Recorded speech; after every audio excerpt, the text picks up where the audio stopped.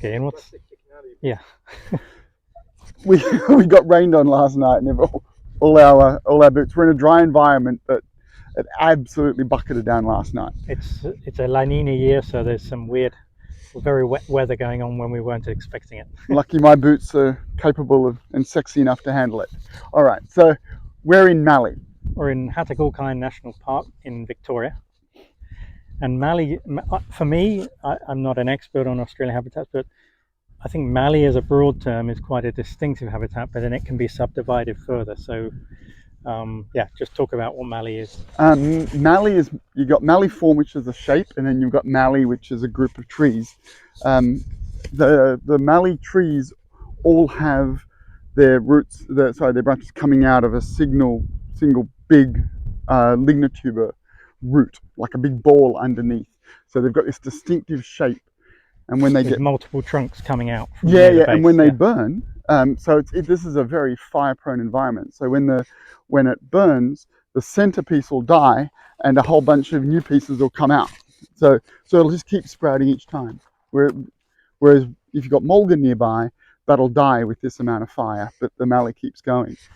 And the way we divided it up in the Habitats of the World book, you've just got Mallee, but in the Habitats of Australia book, I've divided it up based on the understory. So they've got a uniform.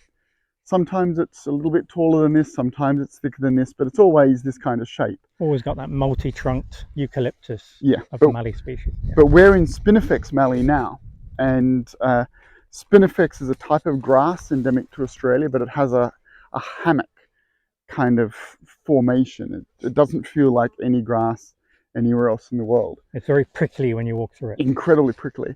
And it's also very fire prone. It's hardy, and if we had a bunch of wet years, it would get overtaken by flowers and other grasses. But generally what happens is it'll do a mass seeding now. The seeds will go into it'll have so many seeds it can't possibly be eaten. It'll get covered by wind-blown dust, and then it'll wait till after the next fire for a new bunch of Mallee to start sprouting.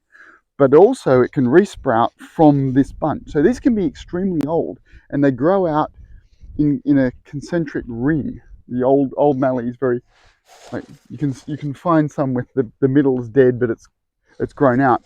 And what happens is it'll all burn off, and it'll sprout from that as well, from the original grass will sprout again.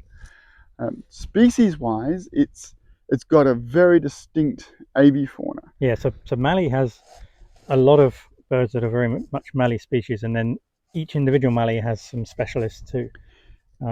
So we think of things like Mallee fowl, yellow plumed honeyeater as Mallee species, but then there are ones that are specific to Spinifex. We've been looking for a couple this morning.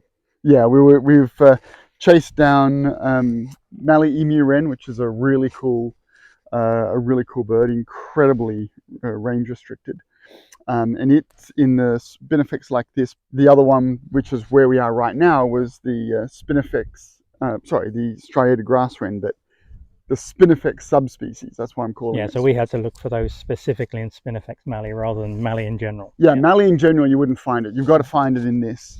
This would be the Spinifex grassbird's view of you guys. Yeah. Yes, yeah, except we'd be like this. And the soils that it forms on, they're incredibly sandy soils. These are, in some places, they're old paleo shorelines. In other places, they're lowest deposits. And that's where this forms. In the swales, you'll get more, you'll get loamier soils, and that's where you'll have the chenopod grass, chenopod Spinifex, or the shrubby Spinifex. Yeah, so there's three types of Mallee, just to be clear. There's the Spinifex Mallee, shrubby Mallee, and chenopod Mallee. So there's three broad types, and this one specifically is the Spinifex type. Mm-hmm. Yep. All right. And yeah, there's general Mallee birds like Mallee fowl, chestnut quail thrush.